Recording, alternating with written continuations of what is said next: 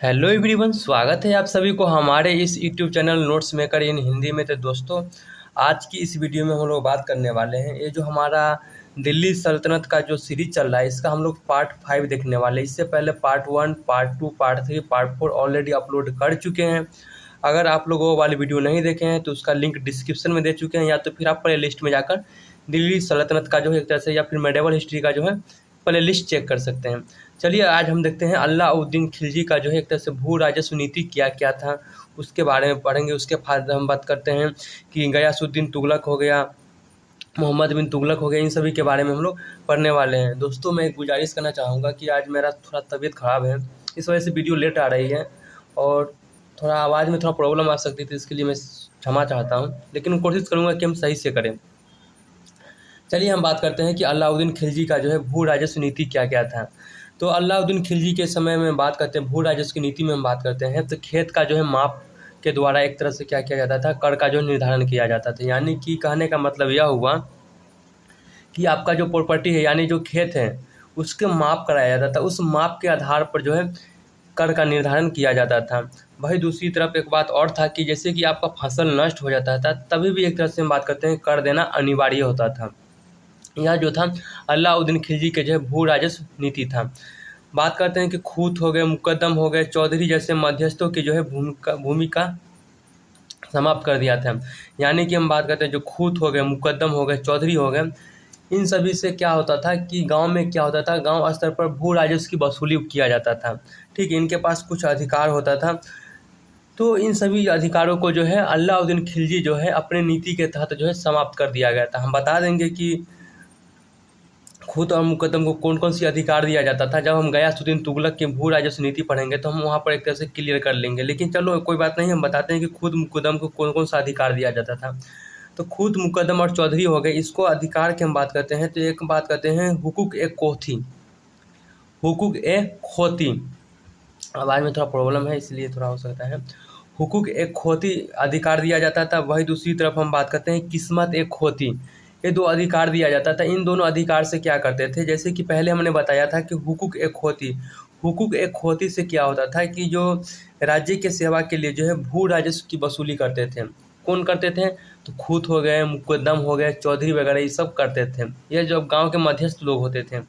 वही दूसरी तरफ हम बात करते हैं एक और कर था, इसमें हम बात करते हैं किस्मत एक खोती। किस्मत एक खोती में क्या करते थे ये खूत मुकद्दम चौधरी लोग, कि इसमें क्या होता था, उत्पादन का जो एक अंश जो है प्राप्त करते थे। ठीक है, तो हमने क्या देखा कि खूत मुकद्दम और चौधरी जो है अलाउद्दीन खिलजी के समय में जो है इसको जो है समाप्त कर दिया गया। बात करते हैं कि अलाउद्दीन खिलजी के समय जो है भू राजस्व की जो है कितना प्रतिशत जो है मतलब कि देना पड़ता था कर के रूप में। तो भू राजस्व की हम बात करते हैं तो कुल उत्पादन का जो है 50% जो है देना पड़ता था। वही हम बात करते हैं मिल्क हो गए, वक्फ हो गए, इनाम भूमि को जो है खालिसा भूमि में जो है बदल दिया। किसने, तो अलाउद्दीन खिलजी ने।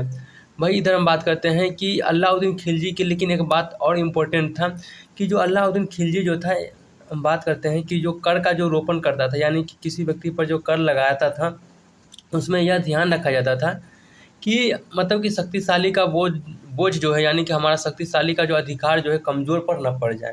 तो इस चीज़ को जो है बातों में ध्यान रखा जाता था। तो एक तरह से हम मान सकते हैं कि जो अलाउद्दीन खिलजी का जो है जो भू राजस्व की नीति जो था, एक तरह से हम कह सकते हैं कि यह जो प्रतिगामी थी, यानी कि सभी के लिए जो है एक समान था। ठीक है, यहाँ तक तो आपको क्लियर हो गया होगा। अब हम बात करते हैं गयासुद्दीन तुगलक की भू राजस्व नीति। गयासुद्दीन तुगलक की, यहाँ पर गयासुद्दीन है, मोहम्मद बिन तुगलक नहीं देखना है, गयासुद्दीन तुगलक लिखते हैं। तो गयासुद्दीन तुगलक की हम बात करते हैं भू राजस्व नीति में हम क्या देखते हैं कि बटाई तथा वास्तविक बटाई के आधार पर एक तरह से हम बात करते हैं कर का निर्धारण किया जाता था। ठीक है, बटाई हो गया या फिर वास्तविक उपज हो गई, इसके आधार पर जो है कर का निर्धारण किया जाता था। ये जो वास्तविक उपज जो है मेडिवल हिस्ट्री में, यानी दिल्ली सल्तनत के जो है वहाँ में बात करते हैं बाढ़ हुक्म हासिल कहा गया है। बाढ़ हुक्म हासिल के आधार पर एक तरह से हम बात करते हैं कर निर्धारण किया जाता था, ऐसे आप बोल सकते हैं। या तो फिर हम बात करते हैं बटाई तथा बाढ़ हुक्म हासिल। बाढ़ हुक्म हासिल का मतलब होता है वास्तविक उपज के आधार पर जो है कर का जो है निर्धारण किया जाता था। किसके शासनकाल में, तो गयासुद्दीन तुगलक। ठीक है, बात करते हैं गयासुद्दीन तुगलक ने क्या काम किया। जैसे कि अलाउद्दीन खिलजी ने तो खुद मुकद्दम चौधरी के जो एक तरह से अधिकार को तो समाप्त कर दिया था, लेकिन हम बात करते हैं कि गयासुद्दीन तुगलक जो है खुद मुकद्दम चौधरी को अधिकार जो है वापस किया, लेकिन बहुत सारे ऐसे अधिकार जो था वापस नहीं किया गया। तो कौन कौन से अधिकार वापस किए, देखिए पीछे की हमने 2 मिनट पहले ही बताए थे कि खुद हुकूक ए खोती का अधिकार जो है वापस किया। भू राजस्व की वसूली करने के जो अधिकार है उसको जो वापस किया। लेकिन हम बात करते हैं किस्मत ए खोती का अधिकार जो है उन्होंने जो है वापस नहीं किए।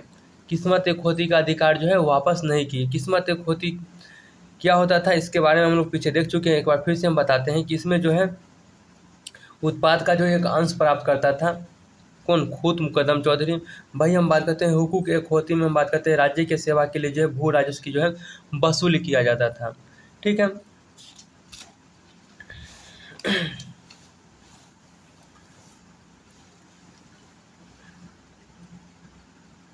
दोस्तों वीडियो को हम फिर यहीं पर विराम देते हैं, जो कि लेक्चर 5 कंप्लीट हुआ। लेक्चर 6 से हम अगले वीडियो में देखेंगे मोहम्मद बिन तुगलक के जो है भू राजस्व व्यवस्था क्या क्या था। आप इसको चाहे तो नोट्स कर लीजिए, हम वहाँ पे समझा देंगे। ठीक है, तब तक के लिए बाय बाय, धन्यवाद, थैंक यू। फिर मिलते हैं नेक्स्ट वीडियो में जो कि मेरा पार्ट 6 होगा।